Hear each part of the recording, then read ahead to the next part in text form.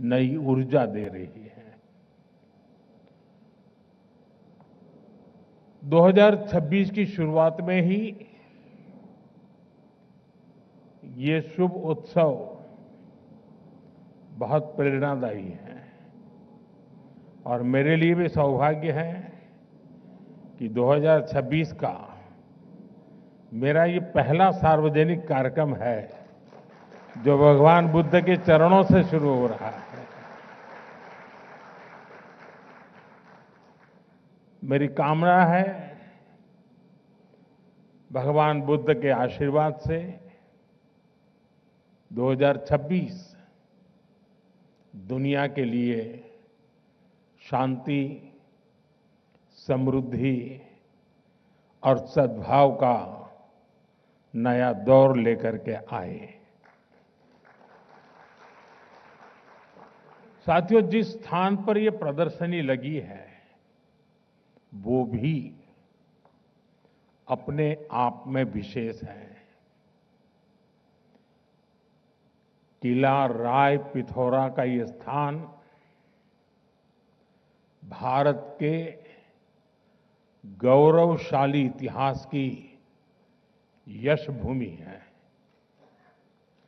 इस ऐतिहासिक किले के इर्द गिर्द लगभग 1000 साल पहले उस समय के पूर्व शासकों ने एक दृढ़ और मजबूत सुरक्षित दीवारों से घिरे नगर की स्थापना की थी। आज उसी ऐतिहासिक नगर परिसर में हम अपने इतिहास की एक आध्यात्मिक और पुण्य गाथा को जोड़ रहे हैं। साथियों, यहां आने से पहले मैंने विस्तार से इस ऐतिहासिक प्रदर्शनी को देखा। भगवान बुद्ध के पवित्र रेलिक्स को अपने बीच पाकर हम सभी धन्य हैं। इनका भारत से बाहर जाना और लौटकर फिर भारत आना, ये दोनों ही पड़ाव अपने आप में बहुत बड़ा सबक है। सबक ये है कि गुलामी सिर्फ राजनीतिक और आर्थिक नहीं होती। गुलामी हमारी विरासत को भी तबाह कर देती है। भगवान बुद्ध के पवित्र रेलिक्स के साथ भी यही हुआ। गुलामी के कालखंड में इन्हें भारत से छीना गया और तब से करीब 125 साल तक ये देश से बाहर ही रहे। जो लोग इन्हें भारत से लेकर गए थे उनके वंशजों के लिए तो ये सिर्फ निर्जीव एंटीक पीस ही थे और इसलिए उन्होंने इन पवित्र अवशेषों को अंतर्राष्ट्रीय बाजार में नीलाम करने का प्रयास किया। लेकिन भारत के लिए तो ये पवित्र रेलिक्स हमारे आराध्य का ही एक अंश है, हमारी सभ्यता का अभिन्न अंग है। इसलिए भारत ने तय किया कि हम इनकी सार्वजनिक नीलामी नहीं होने देंगे। और मैं आज गोदरेज समूह का भी आभार व्यक्त करता हूं। उनके सहयोग से भगवान बुद्ध से जुड़े ये पवित्र अवशेष भगवान बुद्ध की कर्म भूमि, उनकी चिंतन भूमि और उनकी महाबोधि भूमि और उनकी महापरिनिर्वाण भूमि पर वापस लौटे हैं। साथियों, भगवान बुद्ध का ज्ञान, उनका दिखाया मार्ग पूरी मानवता का है और कालातीत है। ये समय में बंधा हुआ नहीं है। ये भाव हमने बीते कुछ महीनों में बार बार अनुभव किया। बीते कुछ महीनों में भगवान बुद्ध से जुड़े पावन अवशेष जिस भी देश में गए, वहां आस्था और श्रद्धा का ज्वार उमड़ आया। थाईलैंड में अलग अलग स्थानों में ऐसे ही पावन अवशेष रखे गए थे। महीने भर से भी कम समय में वहां 40 लाख से अधिक श्रद्धालुओं ने उनके दर्शन किए। वियतनाम में जन भावना इतनी प्रबल थी कि प्रदर्शनी की अवधि बढ़ानी पड़ी। वहां के 9 शहरों में करीब 1.25 करोड़ लोगों ने बुद्ध अवशेषों को नमन किया। मंगोलिया में गंदन मठ के बाहर हजारों लोग घंटों घंटों तक प्रतीक्षा करते रहे। कई लोगों ने सिर्फ इसलिए भारतीय प्रतिनिधियों को छूना चाहा क्योंकि वे बुद्ध की भूमि से आए थे। रूस के काल्मिकिया क्षेत्र में सिर्फ एक सप्ताह में 1.5 लाख से अधिक श्रद्धालुओं ने पवित्र रेलिस के दर्शन किए। ये वहां की आधे से भी अधिक आबादी के बराबर है। विभिन्न देशों में हुए इस आयोजन में क्या आमजन, क्या हेड ऑफ द गवर्नमेंट, सभी एक समान श्रद्धा से जुड़े। भगवान बुद्ध सबके हैं। भगवान बुद्ध सबको जोड़ते हैं। साथियों, मैं खुद को बहुत भाग्यशाली समझता हूं क्योंकि भगवान बुद्ध का मेरे जीवन में बहुत ही गहरा स्थान रहा है। मेरा जन्म जिस वडनगर में हुआ वो बौद्ध शिक्षा का बहुत बड़ा केंद्र था। जिस भूमि पर भगवान बुद्ध ने अपने प्रथम उपदेश दिए, वो सारनाथ आज मेरी कर्म भूमि है। जब मैं सरकार के दायित्वों से दूर था, तब भी मैं एक तीर्थ यात्री के रूप में बौद्ध तीर्थ स्थलों की यात्रा करता रहता था। प्रधानमंत्री के रूप में तो मुझे दुनिया भर में बौद्ध तीर्थों में जाने का सौभाग्य मिला है। नेपाल के लुम्बिनी में पवित्र माया देवी मंदिर में नतमस्तक होना अपने आप में अद्भुत अनुभव था। जापान में तोजी मंदिर और किंकाकुजी में मैंने महसूस किया कि बुद्ध का संदेश समय की सीमाओं से भी आगे है।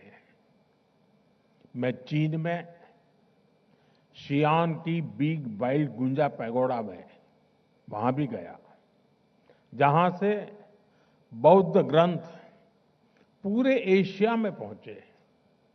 वहां भारत की भूमिका आज भी स्मरण की जाती है। मैं मंगोलिया के गंदन मठ में गया तो मैंने देखा कि लोगों की आंखों में बुद्ध की विरासत से कितना जुड़ाव है। श्रीलंका के अनुराधापुरा में जयाश्री मोहाबोधि के दर्शन करना, उस परंपरा से जुड़ने का एहसास था जिसके बीज सम्राट अशोक, भिक्खु महेंद्र और संघमित्रा जी ने बोए थे। थाईलैंड के वाट फो और सिंगापुर के बुद्ध टूथ रेलिक मंदिर की यात्राओं ने भगवान बुद्ध के संदेशों के प्रभाव को लेकर मेरी समझ को और गहराई दी। साथियों, मैं जहां जहां गया, मेरा प्रयास रहा कि मैं भगवान बुद्ध की विरासत का एक प्रतीक वहां के लोगों के बीच में जोड़ करके लौटूं। और इसलिए चीन, जापान, कोरिया, मंगोलिया, मैं जहां भी गया बोधि वृक्ष के पौधे लेकर के गया था। आप कल्पना कर सकते हैं, जिस हिरोशिमा पर, उस हिरोशिमा शहर को एटम बम ने तबाह कर दिया था, वहां के बॉटनिकल गार्डन में बोधि वृक्ष का होना मानवता के लिए कितना बड़ा मैसेज बना है।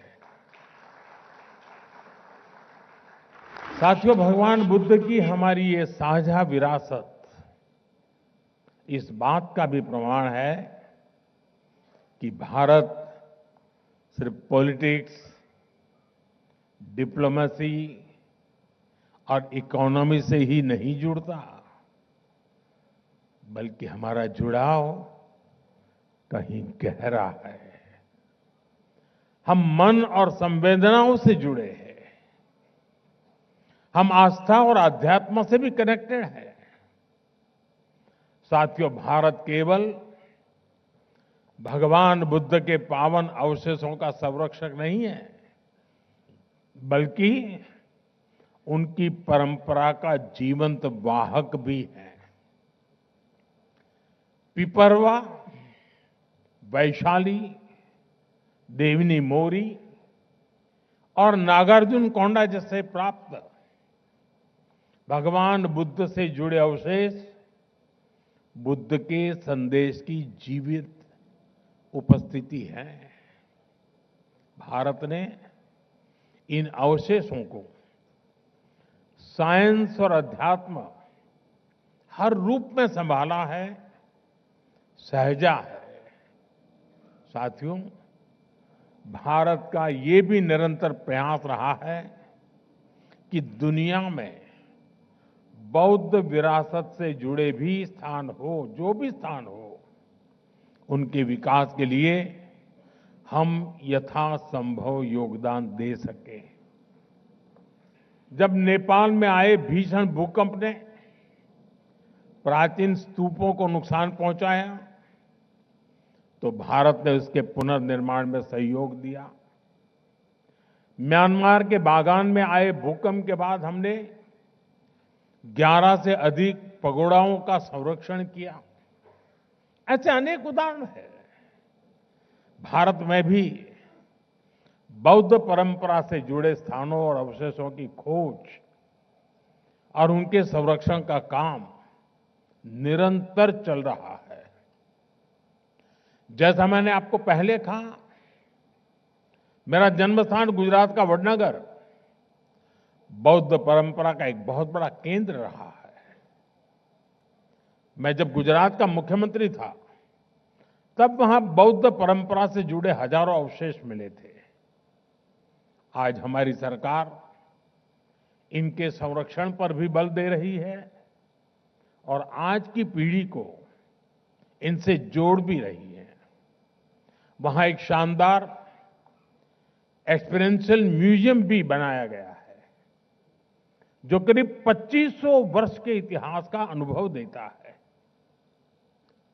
अभी कुछ महीने पहले ही जम्मू कश्मीर के बारामूला में बौद्ध काल की प्रमुख बुद्धिस्ट साइट का पता चला है। अब इसके संरक्षण का काम तेज किया जा रहा है।